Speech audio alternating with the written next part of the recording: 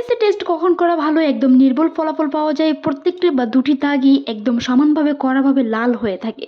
Pregnancy test করার সবচেয়ে সঠিক সময় হলো মাসিক নিয়মিত যাদের আছে তাদের নিয়মিত মাসিকের তারিখটি যখন মিস হয়ে যাবে, অন্ততপক্ষে ১ থেকে ৭ দিন পর পিরিয়ডের তারিখ মিস হওয়ার পর ৭ দিন পর্যন্ত অপেক্ষা করে তারপর প্রেগনেন্সি টেস্ট কিট করা সবচেয়ে ভালো এবং সবচেয়ে নির্ভুল ফলাফল পাওয়া যায়।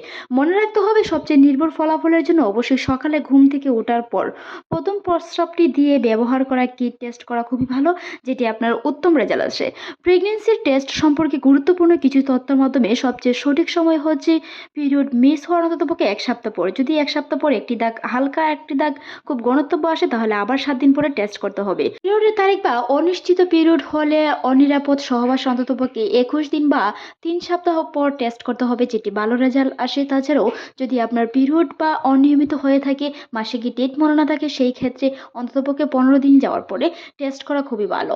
মনে রাখতে হবে কখন টেস্ট করবেন। দিনের যে কোনো সময় টেস্ট করা গেলেও সকালের প্রথম ইউরিনটি দিয়ে টেস্ট করা খুবই ভালো। বিশেষজ্ঞরা বলে থাকেন সেই সময় নির্ভুল ফলাফল পাওয়া যায়। ফলাফল নেগেটিভ আসলে পিরিয়ড না হলে অন্ততপক্ষে ৩ থেকে ৪ দিন পর আবার টেস্ট করতে পারেন। একটি দাগ হালকা একটি দাগ খয়েরি আসে, সেই ক্ষেত্রে পরবর্তীতে আবার পিরিয়ড মিস হওয়ার অন্ততপক্ষে অনেকদিন পরও টেস্ট করতে পারেন, সেটি ২১ দিন বা ১৫ দিন পরেও হতে পারে। মনে রাখতে হবে যদি আপনার পিরিয়ড মিস হয় সেই হিসাবে ১৫ দিন পরও টেস্ট করে নেগেটিভ আসে কিন্তু পিরিয়ডটি বন্ধ আছে, সেটি অনেক সময় হরমোন বা বিভিন্ন ধরনের সমস্যার কারণে হতে পারে। এটি নিয়ে চিকিৎসকের পরামর্শ নিতে হবে।